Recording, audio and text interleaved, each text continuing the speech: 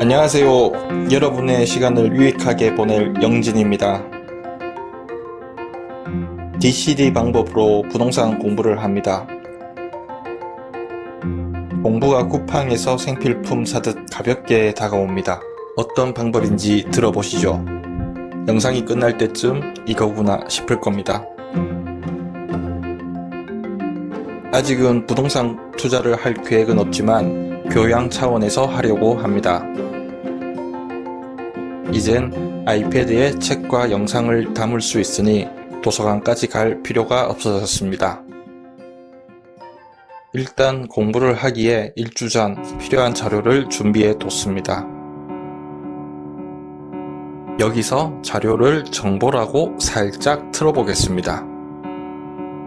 양자역학에 따르면 세상은 정보로 이루어져 있습니다.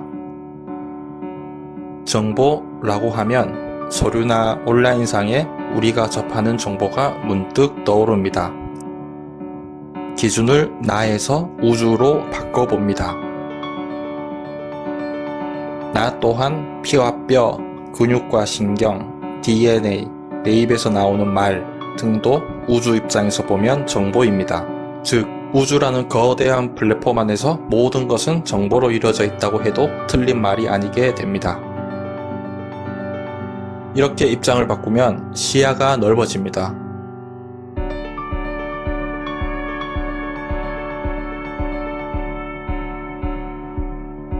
우울감을 에코백처럼 메고 살았습니다. 기쁘게도 요즘은 우울하지 않고 앞으로도 우울하지 않을 듯 합니다. 아니, 우울하지 않겠습니다. 왜냐하면 이것은 입장의 문제이기 때문입니다. 저기서 보면 이런 식의 결과가 생기고 저쪽에서 보면 저런 식의 결과가 생깁니다. 우주 입장에서 보면 사람도 정보입니다. 데이터를 사과농장을 경영하는 영진이라고 칩시다.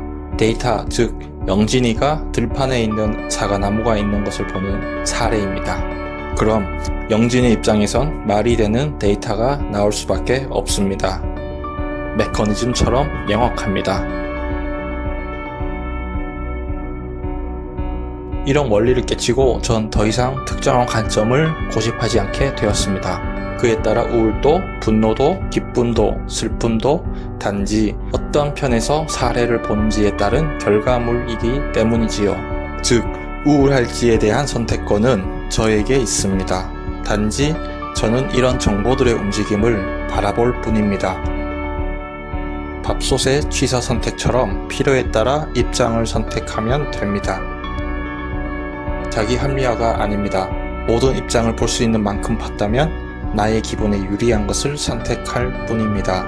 선택에 따라 결과값이 기분의 영역으로 제한되었다면 말이지요. 어렴풋이 무슨 말 하는지 알 것 같죠? 이것을 정리하면 데이터 케이스 데이터입니다. 영진이는 데이터, 사과나무로 보는 상황은 케이스, 올해 농사가 잘 되었다는 생각은 데이터입니다.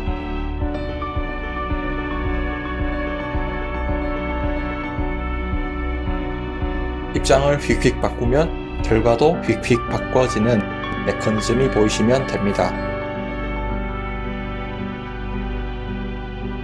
여기까지 생각이 흘러오신다면 좀 더 깊게 들어가겠습니다. 부동산 이야기하다 우주니 정보니 계속하겠습니다. 이제 입장을 우주로 보겠습니다. 우주편에서 보면 영진이라는 주체가 어떤 정보를 학습하고 익히고 흡수하는 행위를 통해 정보를 합치고 있습니다. 서류 더미의 자료와 피와 뼈를 가진 내가 합쳐진다는 게 언뜻 기괴해 보이지만 우주라는 플랫폼 안에서 그 안의 요소들을 정보로 보자면 말입니다. 이번엔 주체를 나로 바꾸겠습니다. 마지막입니다. 바꾸는 것도 연습입니다. 연습하다 보면 선생들이 해탈이라 나라는 정보는 부동산 정보를 합칠 것인데 그것을 주체적으로 할 수 있는 것은 나입니다. 세상엔 많은 정보가 있습니다. 그리고 시대는 빠르게 바뀌고 있고 내가 누릴 수 있는 시간은 한정적입니다. 1,000원을 벌기 위해 기업가를 위한 수업은 아무짝에 쓸모가 없겠지요. 리뷰 체험단이라도 해서 만난 거나 보는 게 이득입니다. 즉, 학습을 필요한 만큼만 하자는 것입니다.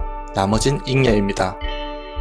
인간의 뇌는 제한적이고 불필요한 정보를 오랫동안 기억할 수도 없습니다. 물론 10년 뒤에 기업가가 될 건데요 하면 기업가가 되기 위한 수업을 들으면 됩니다.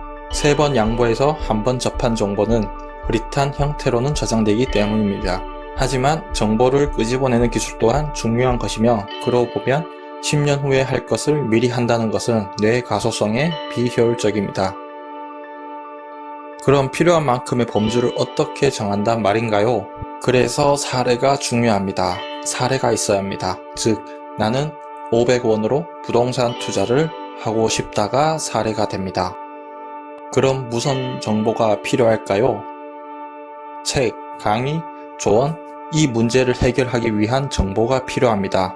이때 정보의 경계가 그어집니다. 그에 따른 정보를 찾아보면 됩니다.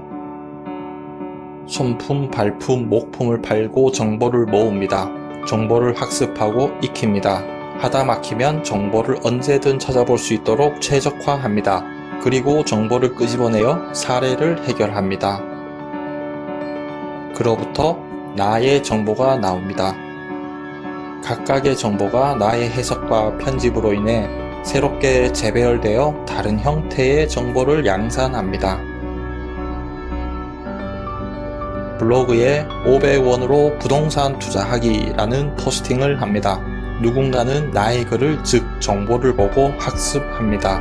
나의 글은 또 누군가의 정보가 됩니다. 남의 코는 못 풀어줘도 내 코 정도는 풀 수. 사례에 필요한 만큼만 정보를 인풋한다는 것입니다. 하나를 해놓으면 500원에서 400원, 300원, 시험 공부라면 문제가, 투자라고 하면 얼마를 어디에 투자할 것인지, 맥을 처음 쓰는 사용자라면 맥을 통해 무엇을 할 것인지, 미국을 여행할 계획이 있다면 어디를 어떻게 여행할 것인가가 사례가 되겠지요. 사례를 기준점으로 정보를 인풋하면 됩니다. 난 어느 분야의 대가가 되기를 원하지 않습니다. 그 분야에 최소한 몇 년의 경험적 시간이 필요하기 때문입니다. 인생은 짧습니다. 가능한 많은 정보를 인풋해서 나의 삶에 유익하게 만들고 싶습니다. 특정한 분야에 흥미가 지속된다면 계속하면 됩니다. 성장하고 결국엔 대가가 되겠지요.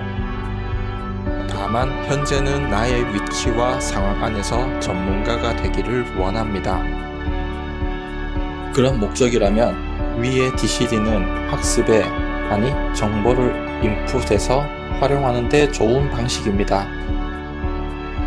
이번 달은 부동산 공부, 다음 달은 주식 공부, 학습이 가볍게 다가올 것입니다. 세상의 모든 지식을 때려봐. 마지막으로 다시 한번 정리하겠습니다. 상황은 DCD 구조로 이루어져 있습니다. 상황마다 기준점이 있고 각각의 입장에 따라 기준이 다릅니다. 그러므로 특정한 기준에 고집할 필요가 없습니다. 독일 철학자 루트비 비트겐슈타인은 이런 상황을 보고 호리병에 빠진 파리로 비유합니다. 네, 특정한 관점 밖으로 나갑시다. DCD 구조에 따라 효율적으로 정보를 인아웃풋 할 수 있습니다. 사례에 따라 필요한 정보를 모으고 사례를 해결합니다. 자, 여기까지입니다.